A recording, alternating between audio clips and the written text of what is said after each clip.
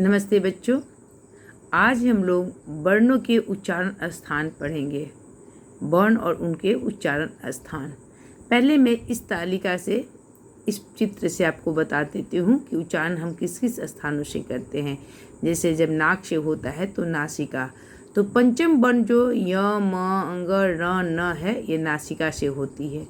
दंत से होता है ल त वर्ग श। मूर्धा से होता है री ट वर्ग र श थ य। ओष्ठ से होता है उ और प वर्ग। तालु से भी होता है ई और च वर्ग।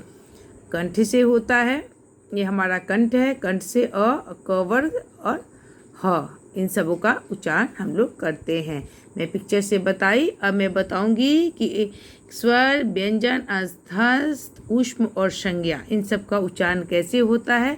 अब मैं आप बच्चों को ये बताऊंगी। तो उच्चारण स्थानों में मैंने अभी आपको जो पिक्चर दिखाई है, उस पिक्चर के माध्यम से मैं आपको बताई थी कि नासिका से कौन कौन से होते हैं, कंठ से, तालु से, मूर्धा से, दंत से, ओठ से, कंठ और तालु से कौन होते हैं, कंठस्थ से कौन होते हैं, मैंने आपको पिक्चर दिखा के समझाया था। अब मैं स्थान, स्वर और व्यंजन, अंतस्थ, ऊष्म और संज्ञा, इनका उच्चारण स्थान क्या। कंठ, स्वर में अ आ कंठ से उच्चारित होता है। क वर्ग क ख ग घ अंग। और ऊष्म में ह, संज्ञा कंठीय हुआ ये। तालु ई और ई, च वर्ग च छ ज झ ई। और य तालाबे श, तालाबे कहते हैं इसे, इसकी संज्ञा तालाबे हुई। मूर्धा री और री, ह्रस्व और ये दीर्घ हुआ। ट ठ ढ ढ र श, ये क्या हुआ, मूर्धन्य हुआ।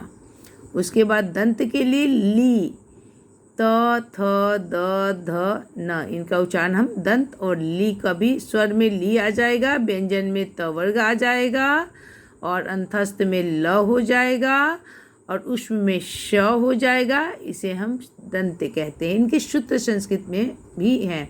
ये जब आप क्लास 9th में, छोटे बच्चों के लिए है, जब आप क्लास 9th में जाएंगे तो आपको उन सूत्रों को याद करना होगा। अभी छोटे 5, 6, 7 के बच्चों के लिए मैं ये बता रही हूँ। ओष्ठ में उ और उ, प फ ब भ म यानी प वर्ग। स्वर में आ जाएगा उ और प वर्ग आ जाएगा प फ ब म, और इसे हम ओष्ठ कहते हैं। कंठ तालु, कंठ और तालु से ए। कंठ और तालु से होता है ए। कंठ हुआ, तालु हुआ, दोनों से इसका प्रोनाउंसिएशन होता है। तो कंठ तालब्य ए और ए है। कंठोस्थ, कंठ और ओष्ठ से उ औ। ये हमारा स्वर जो है, स्वर में कंठ में अ आ जाएगा, तालु में ई होगा, मूर्धा में री होगा, दंत में ली होगा, ओष्ठ में उ और उ, कंठ तालु ए। कंठोस्थ, कंठ और ओठ से ओ औ।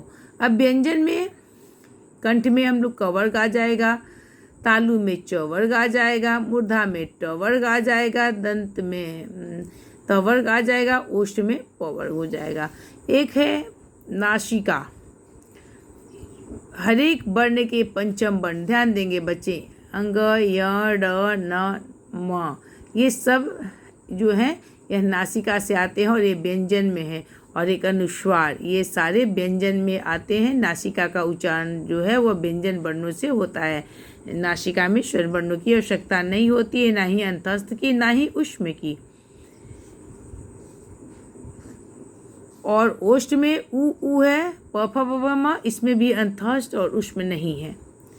तो हमने ये आपको बताया कि स्वर, व्यंजन, अंतस्थ, ऊष्म, इन सब का उच्चारण कैसे होता है। कंठ में आ से उच्चारण हुआ, तालु में ई से हुआ, स्वर में स्वर अलग कॉलम बना हुआ है, व्यंजन का अलग बना हुआ है, अंतस्थ का अलग बना है, ऊष्म का अलग बना हुआ है। कुछ विशेष बातें इसमें बताई गई हैं। जैसे विशेष अ आ आदि वर्णों का उच्चारण स्थान कंठ होने के कारण उन्हें कंठ्य वर्ण कहा जाता है। इसी प्रकार उच्चारण स्थान के आधार पर अन्य वर्णों की संज्ञा भी जाननी चाहिए, जैसे अंग, य, र, न, म का उच्चारण चूँकि नाक से होता है उसका उच्चारण, अतः इसका उच्चारण स्थान नासिका भी है। बच्चे ये छोटे बच्चों के लिए है। 5 to 6 9 में आपको 9 से ऊपर बच्चों को कंठ के, तालु के, मूर्धा के इन सारे के सूत्र हैं, इन सारे के सूत्र दिए। जैसे कंठ का सूत्र होगा, नासिका का होगा नासिका अनुस्वारस्य, ऐसे करके हम लोग वकारस्य दंत ओष्ठ है, हम इस तरह से इसका सूत्र है।